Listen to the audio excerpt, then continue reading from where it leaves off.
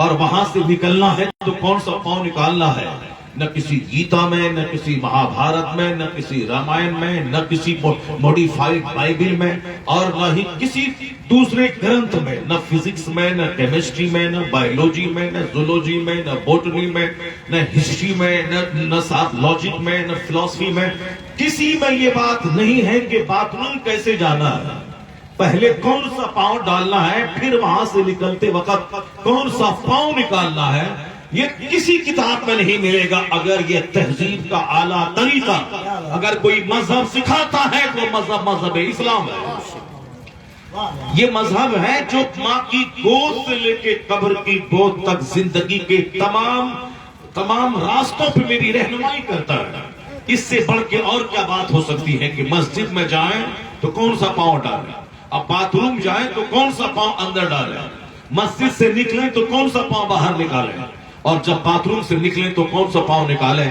جب اتنی چھوٹی سی بات بھی مذہب اسلام بتاتا ہے تو جو بہت بڑی سے بڑی باتیں ہیں، کوئی بات ایسی نہیں ہے جس کو اسلام نے نہیں بتایا ہو۔ فرق صرف اتنا ہے کہ میرے بچے اسلام نہیں جانتے، وہ دنیا کے حالات کا مطالعہ نہیں کرتے، اس کے ذمہ دار میں بھی ہوں، چونکہ ہم نے تمہارے سامنے قوالوں کی ایک جماعت لا کے کھڑی کر دی۔ ہم نے تم کو بتا دیا کہ جلسے کا مطلب ہے کہ 10 شعرا آیا جائے اور بس، اور پھر نعت سننے کے بعد تم بھاگ جاؤ۔ یہ ہم نے بتایا، میرا قصور ہے، مجھ مولوی کا قصور ہے کہ ہم نے تمہارے سامنے عالموں کو اپمانیت کر دیا، ہم نے تیرے سامنے دین کی بات سنانے والے کو ذلیل کر دیا۔ وہ اس وقت جلسے پہ آئے جب جلسہ اجڑ چکا ہو، اور کوئی نعت پڑھنے والا اس وقت آئے جب جلسہ شباب پہ ہو، اور جب جلسہ پورا ہو جائے لوگ چلے جائیں تو مولوی آئے اور ہاتھ جوڑ کے کہے کہ ذرا سا بیٹھیے، ذرا سا قرآن سنیے، ذرا سی حدیث سن لیجئے، اللہ کا واسطہ، حسین کا واسطہ، غوث پاک کا واسطہ۔ کیونکہ ان جاہلوں کو تو واسطہ دیتا ہے غوث اعظم کا، کیوں واسطہ دیتا ہے؟ جانے دو، جہنم میں جلنے دو، اسے آوارہ رہنے دو۔ اسرائیل کا یہودی ایسے ہی کاٹ رہا ہے، اور ہندوستان کے مشرک اور کاٹنے کے انتظار میں ہے کہ وہاں کاٹنے سے چھٹی ملے، پھر ہندوستان کے 40 کروڑ کو کھا لیے جائیں۔ اور جس حالت میں تم ہو یہ کافر تمہیں کھا ہی لے گا، اور تمہیں کتے کی موت مارے گا۔ اور جس دن تم جاگ گیا، اور جس دن تم مصطفیٰ کا سچا غلام ہو گیا، تو یاد رکھنا اللہ کا وعدہ ہے، سلطنت یہاں دیں گے، جنت وہاں دیں گے۔ اور جس دن تم جاگ گئے، قسم کھا لیا کہ اب میں مومن بن کے زندہ رہوں گا، اب میں توبہ کرتا ہوں، حدیث سنوں گا، قرآن سنوں گا، اسلام سیکھوں گا، اللہ کا ڈر دل میں بساؤں گا۔ جس دن تم جاگ گئے، جیسے ابھی کافر کاٹ رہے ہیں، اس دن اللہ تمہیں اتنی ہمت دے گا کہ اسرائیل نام کا کوئی ملک دنیا میں نہیں رہے گا، قبلہ اول آزاد ہوگا، فلسطین آزاد ہوگا، پوری دنیا میں ایک مذہب اسلام رہے گا، ایک مسلک اہل سنت و جماعت رہے گا۔ نعرہ تکبیر، نعرہ رسالت۔ یہ کب ہوگا؟ یہ اس وقت ہوگا جب تم توبہ کرو گے، جب تم سچی توبہ کر کے مومن بننا چاہو گے، مصطفیٰ کا غلام بننا چاہو گے۔ تم نے نعت سنی اور بھاگے، ہاں ہاں کیا، ایک کلام اور سنائیے، ایک کلام اور سنائیے، کیا مطلب ہے؟ یہ قوالی کی محفل ہے کیا؟ یہ ناچ گانے کی محفل ہے کیا؟ کانفرنس کا مطلب ہے وہاں قرآن سنایا جائے گا، کانفرنس کا مطلب ہے وہاں مصطفیٰ کی حدیث سنائی جائے گی، کانفرنس کا مطلب ہے وہاں ہماری ذمہ داریوں سے ہم روشناس کرایا جائے گا، کانفرنس کا مطلب ہے میں اپنے گناہوں پہ ماتم کروں گا، روؤں گا، سینے کا زنگ صاف کروں گا۔ کانفرنس کا مطلب ہے جب میں یہاں سے لوٹ کے جاؤں گا تو فجر کے ٹائم میں نہ میری بیوی سوئی رہے گی، نہ میرے بچے سوئے رہیں گے، جس وقت سارے پرندے آسمان میں اڑ کر خدا کی تسبیح بیان کرتے ہیں، اس وقت ہمارے گھر میں اب کوئی نہیں سوئے گا، ان فرشتوں سے ہم آہنگ ہو کے خدا کی تسبیح بیان کرے گا۔ یہ ہے کانفرنس کا مقصد، تاکہ میں کافر بن کے نہیں مروں، میں مسلم بن کے زندہ رہوں، میں مسلم بن کے مروں۔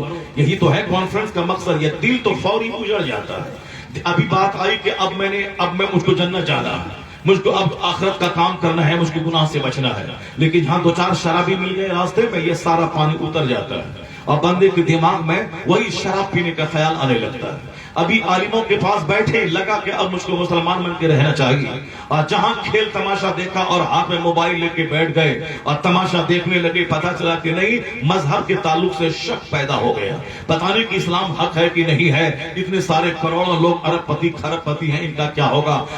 اسلام کا مطلب ہے کہ پتہ نہیں آخرت ہے کہ نہیں ہے، بس دل دماغ سب اجڑ جاتا ہے۔ مسلمان ہونے کے ناطے لازم ہے کہ روزانہ 5 منٹ اپنے گھر میں دسترخوان پہ گھر کے سارے لوگ مل کر بیٹھ کے کھائیں۔ اجڑے ہوئے ماحول میں گھر کی برکتیں ختم ہو جائیں گی۔ حضور نے فرمایا ہے تم لوگ آپس میں مل جل کے گھر میں ایک ساتھ کھایا کرو، اس لیے کہ فَإِنَّ الْبَرْكَةَ مَعَ الْجَمَاعَةِ، اس لیے کہ برکتیں جماعت کے ساتھ میں ہیں۔ اور الگ الگ مت کھاؤ، وَلَا تَأْكُلُوا، تم لوگ مت کھاؤ الگ الگ ہو کر، بلکہ ایک ساتھ مل کے کھایا کرو، اور برکت جماعت کے ساتھ ہے۔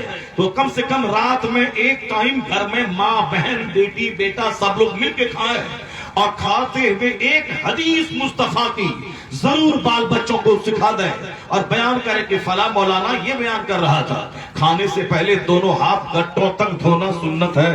کھانے کو بیٹھنے کا یہ طریقہ ہے، ایک پاؤں بچھا کے ایک پاؤں کھڑا کر کے۔ کھانے کا طریقہ ہے کہ چھوٹا چھوٹا لقمہ ہو، چبا چبا کے کھائیں، تاکہ لیور کمزور نہ ہو، ہارٹ کمزور نہ ہو اور خطرناک بیماری نہ پیدا ہو۔ مولانا صاحب نے کہا تھا پلیٹ میں اپنے آگے سے کھانا چاہیے، بیچ سے نہیں اور کنارے سے نہیں۔ بہت سارے لوگوں کو آپ دیکھیں گے کھاتے وقت 5 انگلی کھانے میں ڈالتے ہیں، اور تمام انگلیوں میں بھات چاول سبزی دال یہ ساری چیزیں لگی ہوئی رہتی ہیں، یعنی ایسا لگتا ہے جیسے کوئی جانور ہے جو کھانے پہ ٹوٹ پڑا ہو۔ اسلام نفیس مذہب ہے، نفاست کا پیغام دیتا ہے۔ اسلام یہ پیغام دیتا ہے کہ کھاتے وقت صرف 3 انگلی کا استعمال کرے، 5 انگلی کا نہیں استعمال کرے، اور اگر روٹی ہے تو بائیں ہاتھ سے روٹی پکڑیں، داہنے ہاتھ سے اس کو توڑیں، اور دونوں ہاتھ کھانے میں شامل رہے۔ اس لیے دونوں ہاتھ گٹوں سمیت دھونا سنت ہے، صرف 2 انگلی دھونا سنت نہیں ہے، دونوں ہاتھ گٹوں تک دھونا سنت ہے۔ اور کھانے سے پہلے یہ ہاتھ دھونے سے برکتیں نازل ہوتی ہیں، اور پھر اگر کوئی زہریلے مواد ہاتھ میں لگ گئے تو پھر اس کو دھونے کی وجہ سے وہ زہریلے مواد دور ہو جائیں گے۔ یہ بات کل تک عالم دین آپ کو کہتے تھے کہ کھانے سے پہلے دونوں ہاتھ گٹوں تک دھو لیا کریں، اور یہ بات اسلام سکھاتا ہے کہ 5 ٹائم نماز پڑھنا فرض ہے، اور ہر نماز سے پہلے وضو کر لیا کریں۔ وضو میں سب سے پہلے گٹوں تک ہاتھ دھونا ہے، اس کے بعد کلی کرنی ہے، پھر ناک میں پانی ڈالنا ہے، پھر اپنے چہرے کو دھونا ہے، پھر ہاتھ کو کوہنیوں سمیت دھونا ہے، پھر مسح کرنا ہے، پھر اس کے بعد پاؤں دھونا ہے۔ یعنی ہم نے پہلے اس پر دھیان ہی نہیں دیا کہ اس دھونے میں کیا حکمت پوشیدہ ہے اور کتنا زبردست بینیفٹ اور فائدہ پوشیدہ ہے۔ ہم نے اس وقت دنیا کو دیکھا جب کورونا کال میں لاکھوں لوگ مر رہے تھے اور کوئی دوائی سمجھ میں نہیں آ رہی تھی، سارے ڈاکٹر بیوقوف اور احمق بن کے ڈھونگے بن چکے تھے، یہاں تک کہ بخار کی دوائی اگر استعمال کرائی گئی پیراسیٹامول تو پھر اس کی سانس رکنے لگی اور بندہ مر جاتا تھا، اس لیے کہ کورونا کی کوئی دوائی نہیں آج تک نہیں آئی، بھلے ہی ویکسین اس کے آگے ہیں، حقیقت میں دل بہلانے کا ایک ذریعہ ہے، ورنہ حقیقت وہ ویکسین ہی نہیں ہے، اس کی کوئی دوائی نہیں آئی۔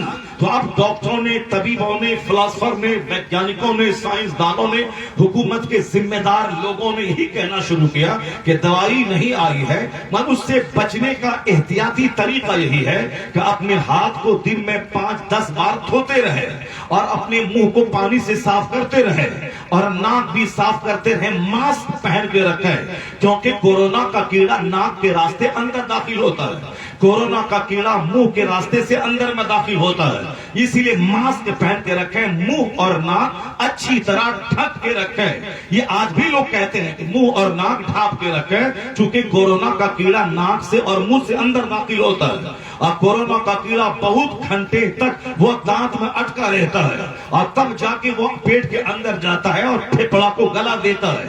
100% پھیپڑا جب کام کرنا بند کر دے تو بندہ مر جاتا ہے، سانس نہیں لے پاتا ہے، یہاں تک کہ آکسیجن کی وجہ سے بھی بندہ سانس نہیں لے پاتا ہے، چونکہ پھیپڑا جب رہے گا تب آکسیجن کام کرے گی باہر بھی، اور جب یہاں مشین ہی جواب دے دے گی تو پھر وہ ایک کرترم مشین کے ذریعہ، مصنوعی مشین کے ذریعہ اس کے پیٹ کو اوپر نیچے کروا کے صرف ڈاکٹر بل بناتا ہے تاکہ گھر والا جانے کہ یہ زندہ ہے، اور پھر تو ہر دن اس بل بناتا جاتا رہے، اور جب دیکھیں کہ لاش اب سڑ جائے گی تو اب گھر والوں کو بتایا جائے کہ ہم کیا کریں، میں نے تو بہت پریاس کیا مگر ابھی 2 گھنٹہ پہلے یہ ڈیتھ کر چکا ہے جبکہ وہ 2 دن پہلے مر چکا ہوتا ہے، لیکن مشین کے ذریعے اس کے بدن کو ہلایا جاتا ہے، اس کے پیٹ کو پھلایا جاتا ہے تاکہ لوگوں کو لگے دیکھیں وہ سانس چل رہی ہے، اور ادھر روزانہ 50,000 کا بل بنتا رہے۔ یہ احمق نادان ڈیڈ باڈی سے پیسہ کمانا چاہتے ہیں جسے ہم ڈاکٹر کہتے ہیں، اور جس ڈاکٹر کے بنانے کے لیے سارے لوگ دیوانہ پاگل ہو چکے ہیں کہ ہم میرے بیٹے کو ڈاکٹر بننا ہے، MBBS بننا ہے، فارسی کی ڈگری دلوانا ہے، چاہے بیٹا ڈاکٹر بننے کے بعد جانور ہو جائے، چاہے وہ کتا بن کے دوسروں مردار کی ہڈی پہ ریچھتا رہے، چاہے وہ دوسروں کو نوچے، غریبوں کی زمین بیچوا کے ان کی ڈیڈ باڈی سے پیسہ کماتا رہے۔ بناؤں گا، کھلاڑی بناؤں گا، نیتا بناؤں گا، پردھان بناؤں گا، مکھیا بناؤں گا۔ اب مکھیا بننے کے بعد بندہ جانور ہو جائے تو قصور کس کا ہے؟ ڈاکٹر بننے کے بعد جانور ہو جائے تو قصور کس کا ہے؟ کیونکہ باپ نے بولا کب تھا کہ ایک انسان ڈاکٹر بنے گا، وہ تو ڈاکٹر بنے گا کمائے گا کھائے گا، یا انجینئر بنے گا کمائے کھیتی کر کے کھائے، چاہے دوسروں کی ڈیڈ باڈی کے ساتھ غلط استعمال کر کے پیسہ کمائے، چاہے سڑک مکان اسکول بنے نہ بنے، کاغذ پہ اسکول سڑک مکان سماج سنیما دیکھنے والوں سے بھر گیا۔ باپ کا ہے جو شریف اولاد کی تمنا ہی نہیں کیا، اللہ سے دعا ہی نہیں مانگی، اس لیے آج چوروں سے سماج بھر گیا۔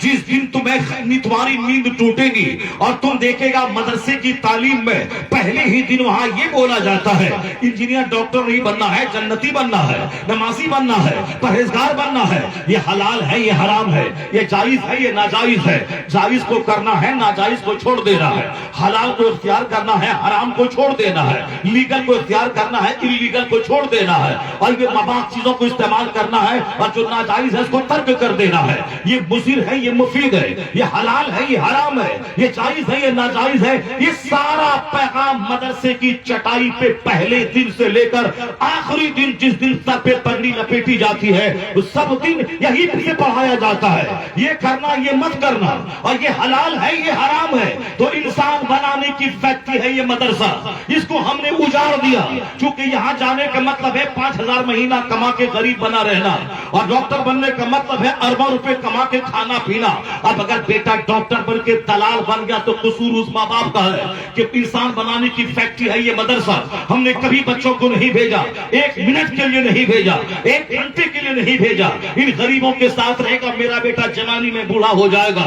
اب اگر آج بیٹا چور اور ڈکیت ہو گیا ہے تو اس فیکٹری سے باہر ہو کر ان فیکٹری میں جہاں سے چور کی پیداوار ہو رہی ہے، اور جو چور بنانے کے لیے ہر ماں باپ کی تمنا ہوتی ہے، تو انسان ملے گا کہاں؟ سماج تو چوروں سے بھر گیا، انسان ولی سے، سماج ان ولیوں سے بھرا تھا، سماج کتب سے بھرا تھا۔ دہلی کا ہر محلہ ولیوں کی قبروں سے بھرا ہوا ہے، بغداد کا ہر محلہ ولیوں کی قبر سے بھرا ہوا ہے، آپ احمد آباد کا دیکھیں ہر محلہ ولیوں کی قبروں سے بھرا ہے۔ پہلے ہر محلے میں کتب رہا کرتے تھے، ابدال رہا کرتے تھے، ولی کامل رہا کرتے تھے، علماء ربانی رہا کرتے تھے، چونکہ یہ فیکٹری جو تھی مدرسہ انسان بنانے کی فیکٹری، یہ فیکٹری زندہ تھی، یہاں سے پروڈکشن زیادہ ہو رہا تھا، پیداوار زیادہ ہو رہی تھی، سارے لوگ اپنے بچوں کو انسان بنانے کے لیے اس درسگاہ میں داخلہ کرواتے تھے کہ ڈاکٹر بعد میں بنے گا انسان پہلے بن جائے گا، انجینئر بعد میں بنے گا پہلے انسان بنے گا۔ تو جب اس فیکٹری جوان تھی اور پیداوار زیادہ ہو رہی تھی تو سماج ولیوں سے بھرا تھا، سماج شریفوں سے بھرا تھا، سماج کتب ابدال سے بھرا تھا، لیکن جب سے اس فیکٹری کو میں نے بند کر دیا یا پھر سے غریبوں مسکینوں کے بچوں کی پڑھنے کی جگہ قرار دیا، اب یہ مدرسہ دم توڑ رہا ہے، مدرسے میں پروڈکشن کم ہو گیا ہے، تو اسکول کالج یونیورسٹیز کی تعلیم کا شوق پیدا ہو گیا، تو سماج تو ان چوروں سے بھرے گا ہی، ڈکیتوں سے بھرے گا ہی۔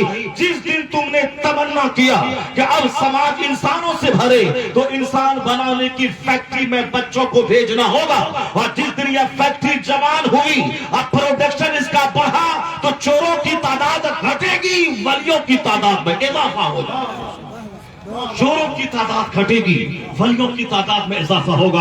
اس کے لیے ضروری ہے کہ ولی بنانے کی فیکٹری کو دوبارہ زندہ کیا جائے، اس کے لیے ضروری ہے کہ انسان بنانے کی فیکٹری کو دوبارہ فرم میں لایا جائے، اس کے لیے ضروری ہے کہ اس فیکٹری کو کی نوک و پلک کو درست کیا جائے، تاکہ ہمارا بیٹا صرف مولوی صاحب بن کے نہیں رہے، ہمارا بیٹا ایک زبردست اسلام کا مبلغ بن جائے، اسلام کا داعی بن جائے، ایک زبردست انسان کا، سماج کا ایک انقلابی انسان بن جائے، یا دماغ میں ٹھاننا ہوگا تب یہ فیکٹری آباد ہوگی. پھر یہ ہمارا جلسہ یہ ننگے سر رہنے والے نوجوانوں سے نہیں بنے گا. میں یہی تو کہہ رہا تھا, جس کے پاس کوئی سلیقے حیات نہیں ہے وہ تو رومال ڈال کے گولڈن ٹیمپل جاتا ہے, وہ تو رومال ڈال کے اپنے دھرم گرو کے پاس جاتا ہے. جس کے پاس کوئی تہذیب نہیں تھی, ہاں کرنا, مذاق کرنا, ہاں ٹھٹی کرنا, غفلت و لاپرواہی میں جینا, جس کا مزاج تھا آج وہ سیریس ہو گئے, وہ سنجیدہ ہو گئے. اب وہ طریقہ حیات تلاش کرتے ہیں, آرٹ آف لیونگ کھوجتے ہیں. مگر ہمارا بچہ جو جمعہ کی نماز جب سے میرا بچہ پڑھتا ہے تب سے اسے معلوم ہے کہ ہر جمعہ کے دن امام صاحب منبر سے خطاب کرتے ہیں اور اس خطاب میں کہتے ہیں کہ زادکم قلیل قلیل, تیرا سفر کا خرچہ تھوڑا ہے, وسبیلکم طویل طویل, تیرا راستہ بہت لمبا ہے. یعنی قبر میں ہزاروں سال رہنے ہیں, قیامت قائم ہوگی تو ایک دن وہاں کا 50,000 سال کے برابر ہے, اور پھر پلسرات سے گزرنا ہے تو 500 سال کی مسافت کے برابر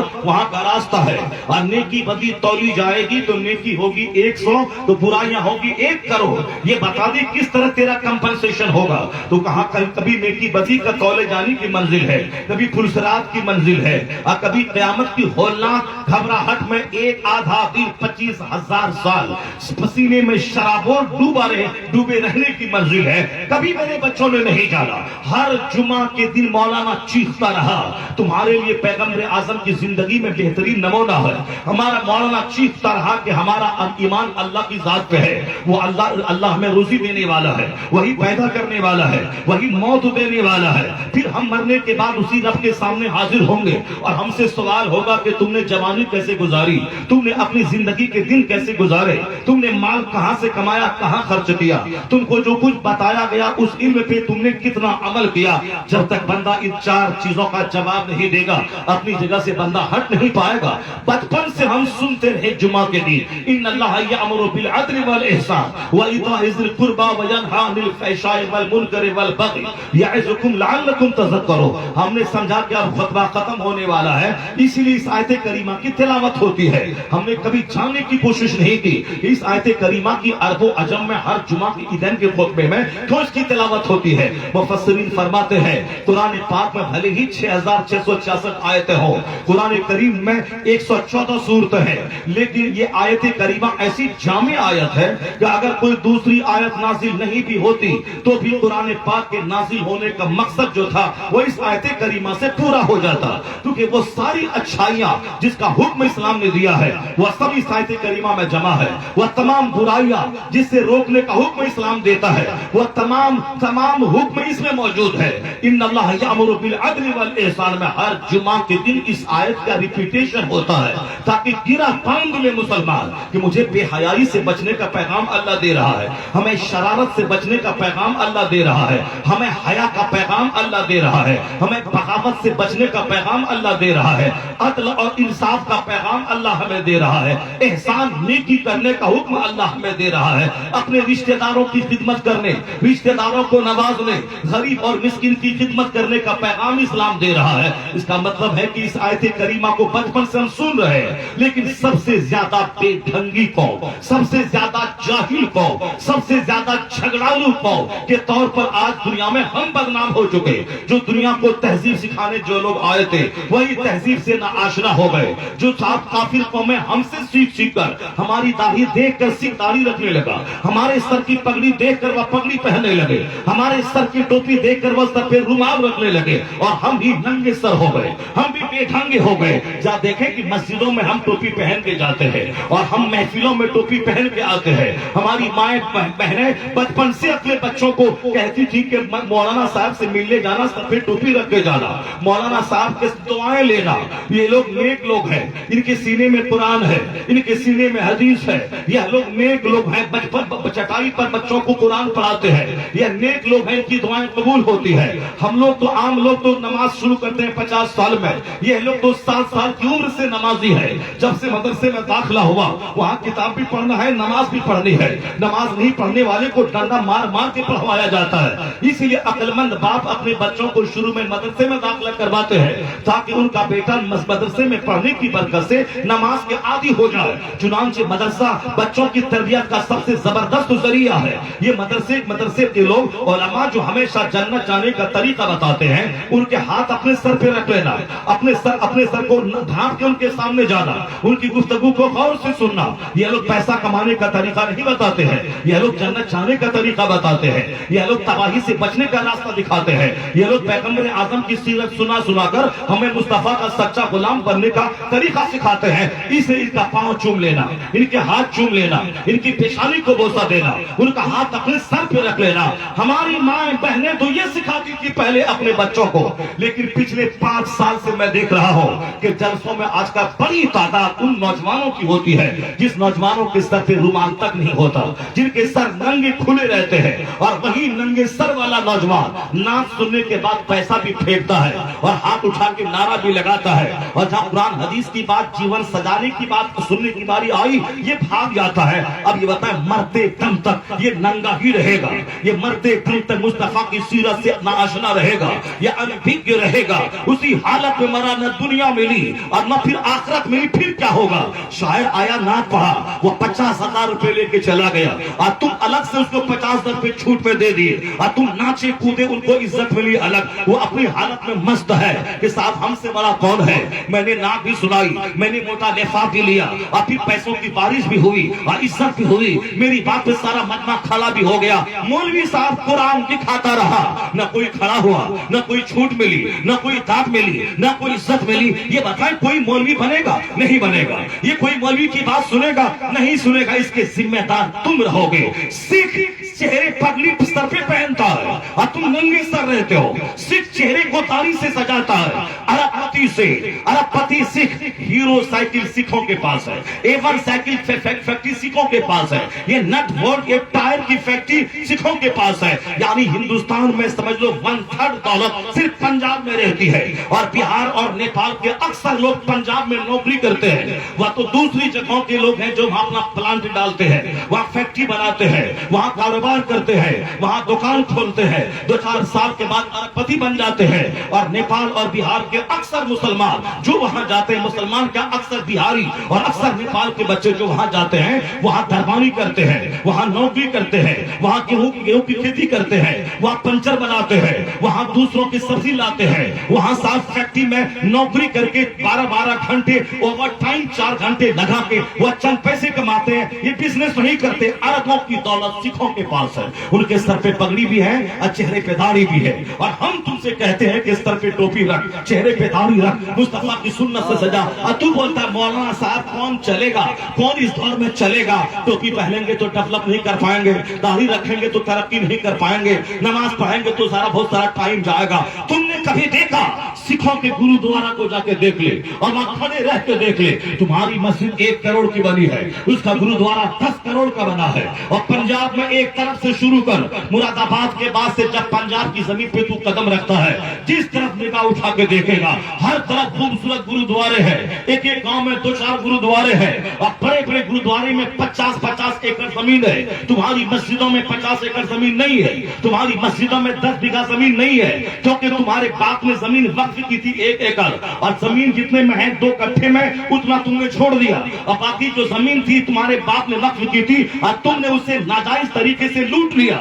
وہ سکھ لوگ گرودوارے میں زمین ڈونیٹ کرتے ہیں، 10 بیگھہ 20 بیگھہ، اور تم باپ کے ذریعہ ڈونیٹ کی ہوئی زمین کو کٹا کٹا بیچ کے تو مالدار ہو رہا ہے، اور تو زمین بیچ کے کھا بھی رہا ہے، یعنی تجھے مسجدوں کا مال کھانے میں مزہ ملتا ہے اور سکھوں کو اپنی زمین گرودوارا میں دینے میں مزہ ملتا ہے، اور تو کہتا ہے ڈیولپ کیسے کریں گے، نماز پڑھیں گے تو داڑھی رکھیں گے تو IAS آفیسر کیسے بنیں گے، سب پہ ٹوپی رکھیں گے تو DM کیسے بنیں گے۔ میں کہتا ہوں یہ سکھ کا بچہ یہ پگڑی بھی پہنتا ہے، سر پہ داڑھی بھی، چہرے پہ داڑھی بھی رکھتا ہے، یہ DM کیسے بن گیا، یہ گریہ منتری کیسے بن گیا، یہ پردھان منتری کیسے بن گیا۔ ڈاکٹر منموہن سنگھ جب تک پنجاب میں رہے، جب تک انڈیا میں رہے، تب تک رہے، جب جوان ہوئے داڑھی کے بال نکلنے لگے، داڑھی چھوڑ دی، سکھ رسم و رواج کے مطابق اپنے سر پہ پگڑی پہننا شروع کیا۔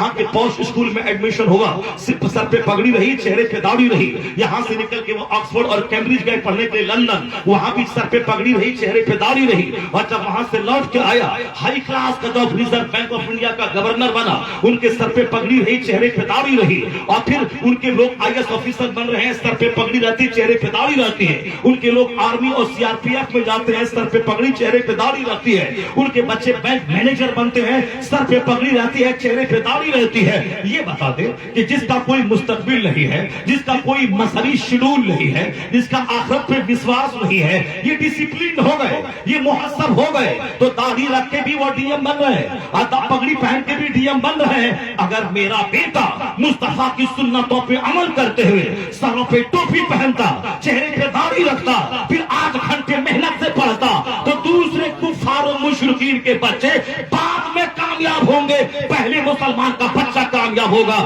کیونکہ اس کی محنت بھی چلے گی, ادھر سے سنتوں کی برکت بھی زمین پر اترے گی. جہاں محنت, سنت کی برکت, تو سب سے پہلے کامیابی کی راہ پہ مصطفیٰ کا غلام آگے. نعرہ تکبیر, راہ محبت سے نعرہ تکبیر, نعرہ رسالت, اصلاح معاشرہ کانفرنس, خلیفہ حضور تاج الشریعہ. یہاں تو ہمارے باپ نے یہ بتایا ہے کہ مولانا مولوی کے چکر میں مت رہنا ہے. مولانا کے چکر میں پڑا تو جوانی میں بوڑھا ہو جائے گا. مولانا کے چکر میں رہا تو پھر تمہیں جوانی میں بوڑھا ہونا پڑے گا, اسلامی لباس پہننا پڑے گا. مولانا کے چکر میں رہا تو پھر تمہیں 5 ٹائم مسجد دوڑ دوڑ کے جانا ہوگا. مولانا کے چکر میں رہا تو ڈیولپ نہیں کر پائے گا.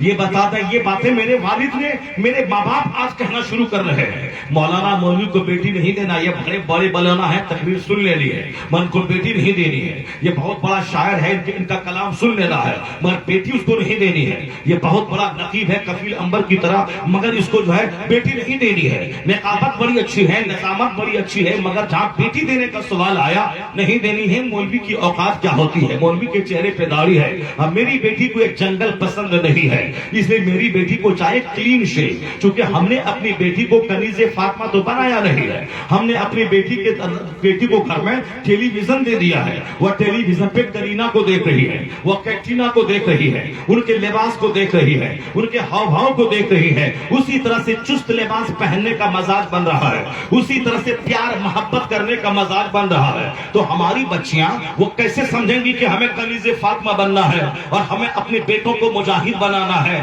آنے والی نسلوں کو سجانا ہے. مرد کا رول ہے کہ وہ کھیت میں کام کریں, فیکٹری میں کام کریں, ہوائی جہاز کا پائلٹ بن کے اڑائیں, وہ سمندر میں غوطہ لگائیں. اب میرا کام ہے کہ میں اپنے گھر میں رہ کر اپنے گھر کو جنت کا نمونہ میں بنا دوں. چونکہ شوہر کے پیٹ سے بچہ پیدا نہیں ہوتا ہے, بچہ تو ماں کے پیٹ میں رہتا ہے, اور پھر 2 سال باپ دودھ نہیں پلاتا ہے, وہ تو دودھ تو ماں پلاتی ہے, تو بچہ زیادہ اٹیچ ماں سے رہتا ہے. 9 مہینے تک پیٹ میں رہا, یہ ماں سے اٹیچ رہا. پیدا ہونے کے بعد 2 سال ماں کا دودھ پیا, یہ بچہ ماں سے زیادہ اٹیچ رہا. اور 10 سال تک ایک ماں اپنے بچوں کو نرس کی طرح اس کے کپڑے کو دھوتی ہے, اس کے پیشاب پخانہ والے کپڑے صاف کرتی ہے. یہ 10 سال نرس کی طرح ماں خدمت کرتی ہے. یہی وجہ ہے کہ ماں سے ہمدردی بچوں میں زیادہ باپ کے مقابلے میں زیادہ پیدا ہوتی ہے. چونکہ باپ باہر سے آیا, گود لیا, 10 منٹ رکھا اور رکھ پکڑو جی, اور یہ چلا. باپ کام کر کے آیا, سویا, صبح ہوئی, کام پہ چلا گیا.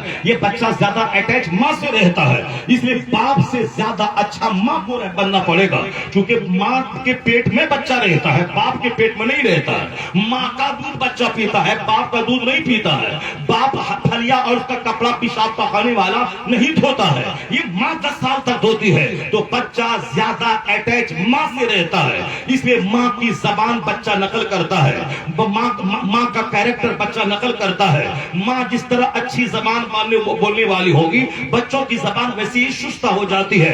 باپ کی زبان کا اعتبار نہیں ہوتا, ماں کی زبان کا, اسی کو ہم مدر ٹنگ کہتے ہیں, مادری زبان کہتے ہیں, یعنی ماں کی زبان. اگر ماں کی زبان اچھی رہی تو بچوں کی زبان اچھی ہوتی ہے. اگر ماں کا کردار اچھا رہا, بچوں کا کردار اچھا ہوتا ہے. اس لیے عورتوں کا مردوں کے مقابلے میں زیادہ اچھا رہنا رہنا، زیادہ سدھڑ رہنا، زیادہ اس متمدن رہنا، زیادہ مہذب رہنا ضروری ہے، چونکہ آنے والی نسلوں کے اچھا ہونے کا انحصار انہی عورتوں پہ ہے۔ میں نے ان کے ہاتھ میں اینڈرائیڈ موبائل دے دیا، اب یہ 24 گھنٹے موبائل میں پڑی ہوئی ہے۔ میں نے دروازے پہ اپنے گھروں میں دیوار میں بہت ساری LED ٹی وی بڑی بڑی لگا دیا تاکہ میچ ہو احمد آباد میں اور لگے کہ میچ میرے گھر میں ہو رہا ہے۔ ایک صاحب نے بولا حضرت یہ LED ٹی وی کا کمال ہے کہ میچ ہو واشنگٹن ڈی سی میں اور ایسا لگتا ہے کہ میچ میرے گھر میں ہو رہا ہے، اسی لیے میں نے سب سے پہلے LED ٹی وی لگائی۔ شرم، غیرت اور حیا سب کا جنازہ اٹھ گیا۔ مولانا سے کہہ رہا ہے کہ میں نے LED ٹی وی لگوائی ہے تاکہ جہیں کہیں تماشا ہو لگتا ہے میرے گھر میں ہو رہا ہے۔ وہ تو گجرات کے وہ دیہاتی اچھے ہیں تم سے، جو مولانا کے کمرے میں آنے سے پہلے وہ ٹیلی ویژن پہ کپڑا ڈال دیتا ہے اور تاکہ مولانا کی نظر اس پہ نہ پڑے، وہ اپنے تمام گھر کے ساری تصویروں کو چھپا دیتا ہے تاکہ مولانا کی نظر اس پہ نہ پڑے۔ اور تم ہو کہ مولانا سے کہتے ہو کہ ہم نے LED ٹی وی اس لیے لگائی ہے تاکہ میچ ہو امریکہ میں اور لگے کہ گھر میں میچ ہو رہا ہے، گھر میں پلے گراؤنڈ بنا۔ حضرت اس ٹیلی ویژن کی ہی خصوصیت ہے، اس کا مطلب ہے اس میں کچھ غلطی تو میری بھی ہے، کیونکہ ہمارے سامنے جب یہ بولا گیا اس وقت ہم نے اس کو جواب نہیں دیا۔ ہم شاید کہ وہ نذرانہ کم کر دیں، شاید کہ دوبارہ اپنے گھر میں وہ نہیں لائے، تو ہم بھی ہو گئے کمزور۔ ظاہر سی بات ہے ہم کمزور کیوں نہیں ہوں گے کہ ہمارا باپ مزدوری کر رہا ہے، ہم مدرسے میں 10 سال پڑھ کے مولانا بن گئے۔ اب مولانا بننے کے بعد میرے دماغ میں بات کہاں سے آئے گی کہ میں شراب کی مذمت کروں، میں متولی اگر کوئی حرام کھاتا ہے میں اس کی حرام خوری کی مذمت کروں، میں مذمت کروں گا وہ نکال دے گا، میری جگہ چھوٹ جائے گی، پھر میں کہاں کا رہوں گا۔ میری ماں تو پوچھا لگاتی ہے، میرا باپ تو مزدوری کر رہا ہے۔ اب تو دماغ میں پلان ہے کہ مصطفیٰ کے دین کی خدمت تو بعد میں کریں گے، پہلے پختہ کا گھر بنا لے تاکہ ہمارے مرید، ہمارے ماننے والے نمازی اگر آئیں وہ غریب کے گھر میں نہ بیٹھے۔ یہ مٹی کی دیوار پختے میں کیسے تبدیل ہوگی، یہ گھاس والا ٹھاٹ یہ کیسے چھتوں میں تبدیل ہو جائے، کیسے میرے دروازے پہ بھی صوفہ لگ جائے، کیسے میرے دروازے پہ گاڑی آ جائے۔ میں مولانا ہوں، مسجد کا امام ہوں اور میں سائیکل پہ کیسے چلوں، میں فوری طور پہ بائک خریدنا چاہتا ہوں، تو میں اسی میں الجھ گیا کہ کیسے بائک خریدوں، کیسے میں چھت میں ٹار ہٹا کے وہاں پختہ ڈالوں اور کیسے میں مٹی کی دیوار ہٹا کے پختے کی دیوار ڈالوں، تو پھر کون ہوگا؟ متولی اگر شرابی ہے بولا خبردار، اگر شراب کے خلاف بولا تو جگہ چھٹی مل جائے گی۔ اب یہ متولی کی سبزی بازار سے لا کے دے رہا ہے، چونکہ ڈر کے مارے اگر جگہ چھوٹی تو میں کہاں رہوں گا، تو اب گھر جگہ چھوٹ گئی تو گھر کیسے بنے گا، وہ دیوار کیسے بنے گی، یہ بائک کا پیٹرول کہاں سے آئے گا؟ تو ہمارا باپ تو مزدور تھا اور مزدور کا بچہ مولوی بنا، اب وہ تو گاؤں کے سیٹ سے ڈر رہا ہے۔ میں جب جمعہ کے دن خطاب مسجد میں کرتا ہوں تو سامنے والا زمیندار ہے جس کے ہاں میرا باپ نوکری کیا ہے، جس کی گائے میرا باپ چرایا ہے، اب وہ مالدار کے سامنے میں کہتا ہوں یہ حق ہے یہ ناحق ہے، یہ جائز ہے یہ ناجائز ہے، یہ راستہ اسے اختیار کر، شراب چھوڑ دے، سود چھوڑ دے، حرام خوری چھوڑ دے، عورتیں جو گروپ میں آ کر کے سود کا کاروبار کر رہی ہیں یہ حرام ہے، اسے چھوڑ دے۔ تو سامنے والا زمیندار کہتا ہے ذرا سوچ سمجھ کے بولنا، تیرا باپ میری گائے چرا رہا تھا، تیرا باپ میرے چھپر پہ گھاس چھونی کر رہا تھا، تیرا باپ میری زمین بٹائی پہ کر کے وہ کھاتا پیتا تھا، ذرا اپنی اوقات میں رہنا، ہوش کے ناخن تھامنا، اور ذرا جو بات تیرے قابل وہی بات بولنا۔ یعنی مالدار آدمی ڈانٹ دیتا ہے، یہ سہم سا جاتا ہے، 1 منٹ خطاب لمبا ہوا سامنے والا آدمی ڈانٹ دیتا ہے، تو اب میں کیسی خدمت کروں؟ اب وہ تو بولے گا ہی کہ مولانا یہ LED ٹی وی میں اتنا ایسا لگتا ہے جیسے میچ گھر میں ہو رہا ہوں اور میں سنتا ہوں۔ اگر میں نے بولا یہ حرام ہے اسے ہٹاؤ، یہ آلے لہو لعب ہے، یہ تماشا دیکھنے کا آلہ ہے، وہ بولے گا جا کے پہلے اپنے گھر کی خبر لے لے، ماں نوکری نوکرانی ہے اور باپ مزدوری کر رہا ہے اور یہ بڑی بڑی باتیں بول رہا ہے۔ یہ باتیں اس لیے پیدا ہو رہی ہے، میرے سامنے انجینئر بیٹھے ہیں، میرے سامنے ڈاکٹر بیٹھے ہیں، میرے سامنے اردو زبان کے ادیب بیٹھے ہیں، وہ اسلامی ہسٹری اس کو معلوم ہے، وہ جنگ قادسیہ، جنگ یرموک، جنگ بدر، جنگ احد کی پوری تاریخ جان رہا ہے، وہ اردو زبان اچھی بولتا ہے، میٹرک سے لے کے ایم اے تک اردو زبان پڑھا ہے، اردو کی تاریخ پڑھ رہا ہے۔ اور ہم صاحب غریب کا بچہ زیادہ محنت ہم نے نہیں کری، ہم گئے بریلی میں پڑھے 10 سال ہے، قرآن خوانی کیا محنت نہیں کی، ضربہ زید الامر میں لگے رہے، ہم نے نہ تاریخ پڑھی، نہ مصطفیٰ کی سیرت پڑھی، نہ قرآن کی تفسیر پڑھی۔ اب جمعہ کے دن کھڑے ہو رہے ہیں تو ہم آدھا گھنٹے کی میں 15 منٹ نہ پڑھ رہے ہیں، اب 15 منٹ کا جو ٹائم بچا ہے اس میں ایک کرامت کوئی کہانی بیان کر رہے ہیں، تو یہ بتا دیں کہ سامنے جو انجینئر بیٹھا ہے، جو اردو زبان کا ادیب ہے، سامنے جو کالج کا پروفیسر بیٹھا ہے، اس کے سامنے ایک گونگا مولوی جو نعت پڑھ کے اور کہانی بیان کرے گا، اس کی کیا عزت ہوگی اس ادیب کے سامنے، اس پروفیسر کے سامنے، اس ڈاکٹر کے سامنے، اس اردو اردو زبان کے کیڑے کے سامنے جو پی ایچ ڈی کیا ہے, جو پروفیسر ہے, جو اردو زبان قاعدے سے بولتا ہے اور کتاب لکھتا ہے, اس کے سامنے ایک چھوٹا سا گونگا مولوی وہ نعت پڑھ کے سنا دیا اور ایک کرامت پر ایک کہانی بیان کر دیا, تو پھر وہ تو بولے گا ہی مولانا یہ LED ٹی وی میں نے اسی لیے لگائی ہے تاکہ میچ ہو واشنگٹن ڈی سی میں اور لگے کہ میرے گھر میں میچ ہو رہا ہے. اب مالداروں کو سامنے آنا ہوگا, جس کے پاس 1000 بیگھہ زمین ہے اسے اپنے بیٹوں کو عالم بنانا ہوگا, اسے گہرا علم دینا ہوگا تاکہ جب وہ مسجد میں کھڑا ہو تو سامنے کا کوئی آدمی ہمت نہ کر سکے کہ 1 منٹ تو نے تقریر لمبی کر دی, تقریر شارٹ کرو, اور پھر تیری ہمت کیسے ہوئی تو برائی کی مذمت کر رہا ہے, اور پھر سطحی علم نہیں ایک گہرا علم رکھنا ہوگا تاکہ سامنے اردو زبان میں جو پی ایچ ڈی کیا ہے اس کو لگے کہ مدرسے کا علم زندہ ہے, اس کو لگے کہ یہ عالم کا نالج پختہ ہے, اس کو لگے کہ صاحب اس کی زبان بڑی ستھری ہے, اس کی فکر بڑی اونچی ہے, تو پھر یہ اول جلول کرنے والے کو تو بولے گا ہی LED ٹی وی میں نے اس لیے لگایا ہے. جب علم کی تھمک ہوگی اس کی نامی مانے کہ ارب پتی اس کو بولے جو گہرا علم رکھنے والا ہوتا ہے, ارب پتی اس کا سٹکیس اٹھا کے گھر میں لے جاتا ہے, اس کو اونچی جگہ بٹھاتا ہے, اس کا پاؤں چومتا ہے, اس کا پاؤں دھو کے پیتا ہے اور کہتا ہے مجھے نہیں معلوم کہ تیرے گھر پہ گھاس ہے کہ نہیں, میں عزت اسی لیے کرتا ہوں تو نبی کا نائب ہے, نبی کی حدیث سنانے آیا ہے, اسی لیے میں تیرے پاؤں دھو کے پی رہا ہوں, اس لیے میں تیری پیشانی کو چوم رہا ہوں. مولویوں کو بھی اپنی حالتوں پہ نظر ثانی کرنی پڑے گی, ایک منٹ قیمتی ہے اس کا استعمال کرنا پڑے گا. ایسا نہیں کہ 24 گھنٹے موبائل میں کھچاڑ رہے ہیں اور زبان الٹی سیدھی جمعہ کے دن آیا اور قصہ کہانی پڑھا اور موبائل پہ سنا پاکستان کی کسی مولوی کی تقریر اسی کو سنا دی. ہر ایک ہفتے میں 2 آیت کریمہ کو رکھنا ہوگا, مصطفیٰ کی 2 حدیث پڑھنی ہوگی, آدھے گھنٹے کی تقریر میں قرآن پاک کی 2 آیت کا ترجمہ تفسیر سنا دے, مصطفیٰ کی 2 حدیث کا ترجمہ سنا دے, آدھا گھنٹہ تو کم پڑ جائے گا. اور اگر تم نے اس کو یاد رکھا تو 1 سال میں کتنی حدیثیں یاد ہو جائیں گی, 1 سال میں کتنی آیتیں یاد ہو جائیں گی. سارے علاقے کا سب سے بڑا خطیب تو ہی بن جائے گا جو ہر جمعہ کے دن 2 قرآن پاک کی آیتوں کی تفسیر اس کا ترجمہ بیان کرے گا. فرصت رہے موبائل سے تب نہ, فرصت رہے رومال جھاڑنے سے تب نہ, فرصت رہے غیبت کی محفل سجانے سے تب نہ. تمہیں سوچنا پڑے گا بچے آوارہ کیسے ہو گئے, یہ ننگے سر کیوں بن رہے ہیں, آخر یہ آوارہ ہو کیوں گئے. تم ان کی پسند کے سامنے جھکے گا, یہ تمہارے سامنے ناچے گا, یہ تمہارے سامنے گائے گا, یہ بولے گا جلدی ہٹاؤ تقریر اور بلاؤ اسے جو قوالی کی صورت میں نعت پڑھتا ہے تاکہ مزہ مل جائے, وہ کانے کے اسٹائل میں نعت پڑھتا مزہ مل جائے. وہ دن ہوگا کہ مسجد سے نکال دیا جاؤ گے, وہ دن آئے گا کہ مدرسہ بند کروا دیا جائے گا. اگر اس دن کے آنے سے بچنا چاہتے ہو تو تمہیں حق بولنا ہوگا, مطالعہ کرنا ہوگا, تمہیں کتاب پڑھنا ہوگا, لوگوں کی پسند کے آگے نہیں جھکنا ہوگا, تمہیں بولنا ہوگا. کوئی بھی نعت پڑھنے نہیں آئے گا, صرف ایک نعت علاقے کا کوئی بچہ پڑھے گا, تلاوت ہوگی, ایک نعت ہوگی, اس کے بعد تقریر ہوگی, حدیث قرآن ہوگا, الگ الگ عنوانات پر تقریریں ہوں گی. تو 5 گھنٹے کی محفل اگر تقریروں سے سج گئی تو یاد رکھنا یہ سینہ ہلے گا, یہ سر بدلے گا, یہ تہذیب بدلے گی, یہ چہرہ بدلے گا, مائیں بدلیں گی, بیٹا بدلے گا. اس دنوں کی 1 لاکھ بھیڑ جٹانے سے بہتر ہے اچھے لوگ 10 لوگ بیٹھے رہے. اگر جنگ ہو نیپال اور انڈیا میں, اگر وہاں کاہل غافل بزدل فوج چلی جائے وہ تو جنگ ہار کے آئے گی. اگر 50 فوج اگر محنتی جدوجہد حماس کے مجاہدین کی طرح اگر سرحد پہ جائے وہ یہودیوں کے ناکوں چنے چبانے پر مجبور کر ہی دے گی وہ فوج. اس لیے اللہ کی بھیڑ جٹانے کی ضرورت نہیں ہے, یہ نادانوں کی بھیڑ جٹانے کی ضرورت نہیں ہے, یہ لچے لفنگوں کی بھیڑ جٹانے کی ضرورت نہیں ہے. 50 لوگ رہے, نیک رہے, حدیث سنے, قرآن سنے, تیرا جلسہ زمین سے اٹھے گا, آسمان کو چھو لے گا, تیرا جلسہ کامیاب ہوگا. نسلیں یاد رکھیں گی کیونکہ لوگ قوالیاں نہیں رکھتے ہیں, قرآن اور حدیث یاد رکھتے ہیں.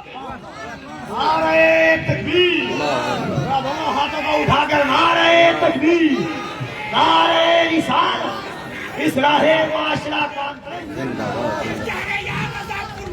زندہ باد. سماج کے سامنے ذمہ دار رہنا پڑے گا.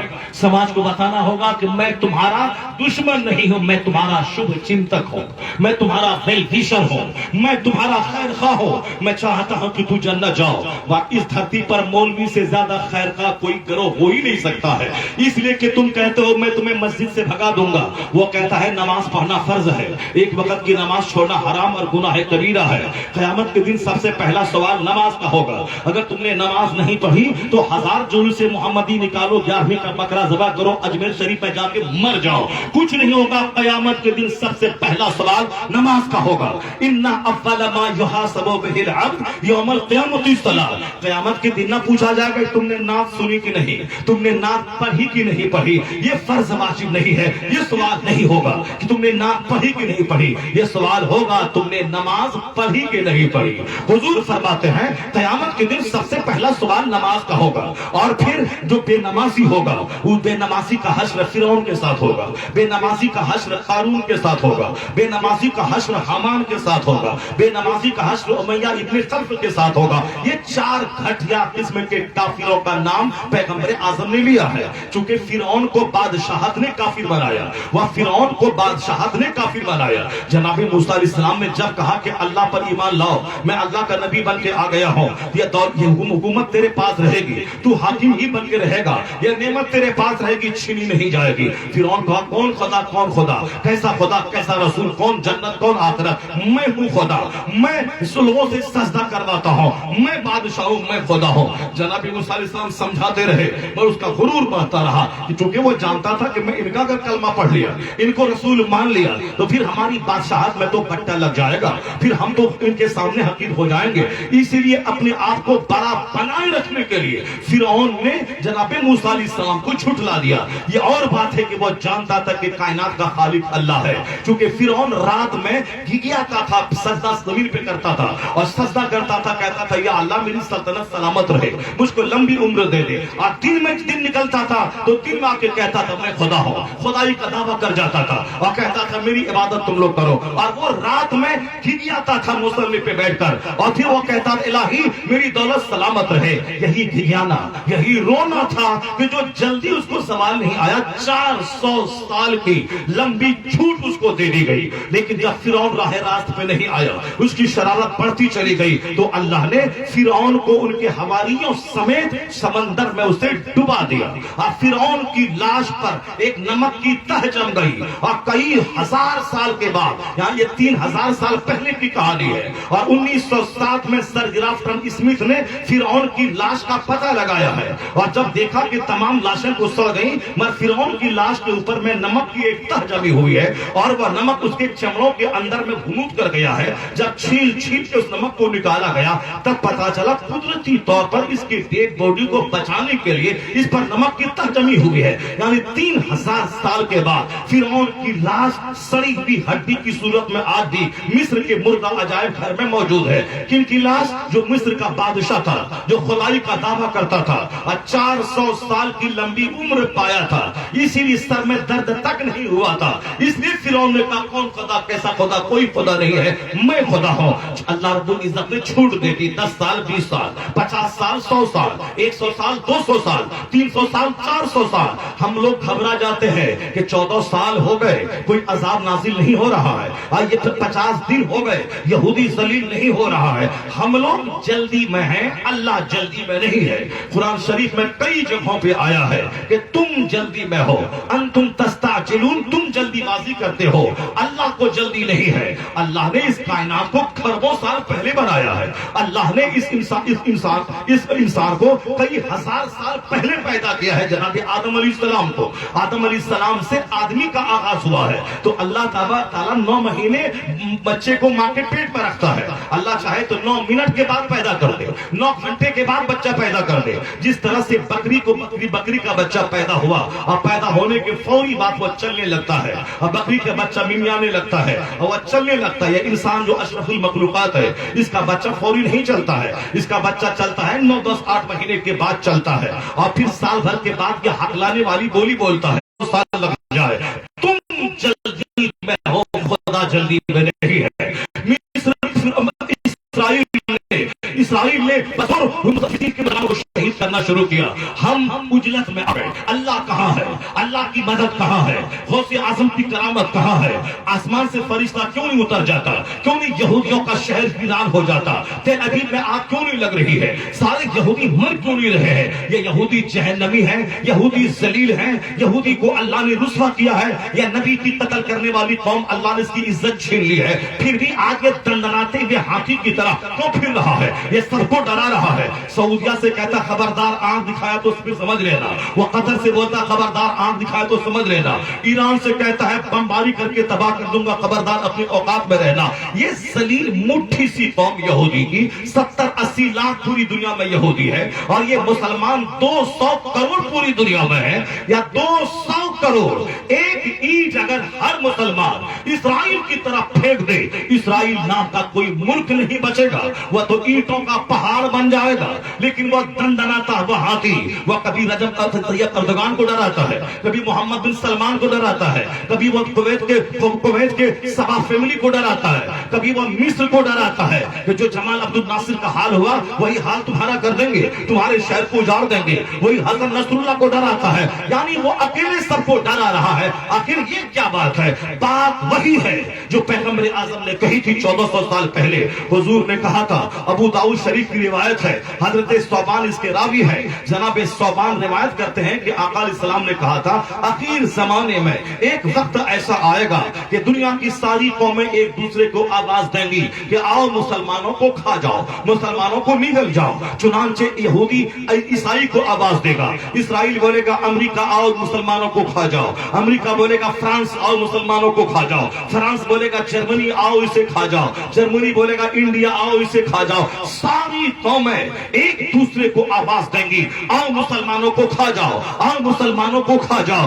تو حضور سے صحابہ نے پوچھا سرکار یہ دسترخوان بچھانے پر سارے لوگ کھانے پہ ٹوٹ پڑتے ہیں, اسی طرح مسلمانوں کے خلاف ساری قومیں ٹوٹ پڑیں گی, اسے کھا جاؤ. کیا ہم لوگ کم رہیں گے اس زمانے میں؟ من قلتن, کیا مائنورٹی کی وجہ سے ایسا ہوگا؟ ہم لوگ کم رہیں گے اس لیے کافر مجھ کو نگلنا چاہیں گے؟ حضور کہتے ہیں لا لا نہیں, اس وقت تیری تعداد بہت زیادہ ہوگی, تمہاری تعداد بہت زیادہ ہوگی, یعنی تم 100 کروڑ رہو گے, تم 200 کروڑ رہو گے, تمہاری تعداد بہت زیادہ رہے گی, مگر تیری حیثیت سیلاب کے دنوں میں پانی کی سطح پہ بہنے والی گھاس اور بہنے والے تنکوں کی طرف بے وزن ہو جائے گی. تم بے وزن ہو جاؤ گے, جیسے پانی پر کوئی گھاس بہ رہی ہو, وہ بے وزن ہے, ہلکی سی گھاس, ہلکا سا تنکا, اسی طرح تم بے وزن ہو جاؤ گے. کافروں کے دل میں جو تیری دھمک, تیرا رعب ہے, وہ رعب اللہ مٹا دے گا, پھر سارے کافر تجھ کو نوچ کے کھانا چاہیں گے. تو سرکار فرماتے ہیں کہ جب صحابہ نے پوچھا کہ حضور ایسا کیوں ہوگا, ہماری کون سی بدعملی کی وجہ سے دن دیکھنے کو ملے گا کہ کافروں کے سینے سے رعب ختم ہو جائے گا؟ رعب بہت بڑی چیز ہے. سرکار دو جہاں جب مکہ فتح کرنے چلے, 12,000 کا لشکر جرار آپ کے پاس موجود تھا. وہ اچانک مکے میں داخل نہیں ہوئے. مکہ داخل ہونے سے پہلے بہت بڑا میدان جو ریگستان تھا, اس ریگستان پہ 12,000 فوج کو الگ الگ خیمہ گاڑنے کے لیے کہا گیا کہ سارے لوگ الگ الگ خیمہ گاڑو اور سب اپنے اپنے خیمے میں آگ سلگاؤ, یعنی کھانا بناؤ, اور اپنے اپنے کمرے میں چراغ جلاؤ روشنی کی خاطر. 12,000 خیمے لگ گئے اور 12,000 خیموں میں چراغ جلنے لگا. ادھر سرکار دو جہاں نے اپنے جگہ حضرت عباس سے کہا کہ ابو سفیان کو اپنے ساتھ لے کے آئیے اور یہ 12,000 خیموں کا منظر اس کو دکھلائیے. جب ابو سفیان کو لے کے وہ آیا اور چٹچل میدان میں 12,000 خیمہ اور ہر خیمے میں روشنی, وہ دیکھ کے ابو سفیان کا سینہ ہل گیا. وہ کہنے لگے میں نے دشمنی کی میدان بدر میں, میں نے دشمنی کی میدان احد میں, مگر ان کا مرتبہ بڑھتا ہی جا رہا ہے, ان کے لوگ بڑھتے ہی جا رہے ہیں. میں نے تو سوچا تھا جب اس سولی پہ لٹکاؤں گا مصطفیٰ کے غلام کو تو دوسرا آدمی کلمہ ڈر سے نہیں پڑھے گا. ہم نے تو سوچا تھا اس کو آگ پہ لٹا دیں گے اور چربی پگھلے گی, یہ مرے گا تو دوسرا آدمی کلمہ پڑھنے والے کا انجام دیکھ کر وہ کلمہ نہیں پڑھے گا. مگر اس کے باوجود یہ 12,000 کا لشکر جرار کہاں سے آ گیا, یہ دیکھ ایک شہر کہاں سے آباد ہو گیا. کہا یہ مصطفیٰ کے صحابی ہے جو مدینہ سے چل کے آئے ہیں, یہ ان کا گھر ہے, یہ ان کا چراغ ہے. ابو سفیان کے دل میں ایک رعب سا چھا گیا. کہا کہ اب ان سے مقابلہ کرنا مشکل ہے, ان کا ہر آنے والا دن پچھلے دن سے بہتر ہو رہا ہے, ان کے ماننے والوں کی تعداد میں اضافہ ہوتا چلا جا رہا ہے. ابو سفیان مرعوب ہو گیا. مکہ کے جن کافروں نے رات میں اٹھ کر اس چٹکل میدان کی طرف 12,000 خیموں کو دیکھا, حضور نے ایسا اس لیے کیا تھا تاکہ یہاں کے مشرکوں پہ اسلام کا رعب چھا جائے, ان میں دہشت پیدا ہو جائے, مسلمانوں کی ایک دھمک پیدا ہو جائے. تو رعب پیدا ہوتا ہے سجدوں سے, رعب پیدا ہوتا ہے تلاوت سے, رعب پیدا ہوتا ہے اسی طرح خیموں میں رہ کر اپنے گھروں میں روشنی روشنی سلگانے سے تو رعب پیدا کرنے کے لیے مصطفیٰ نے ایسا خیمہ گاڑنے کو کہا تھا۔ اس کا مطلب ہے کہ کافروں کے دل میں جب میرا رعب رہتا ہے وہ سمجھتا ہے 5000 نہیں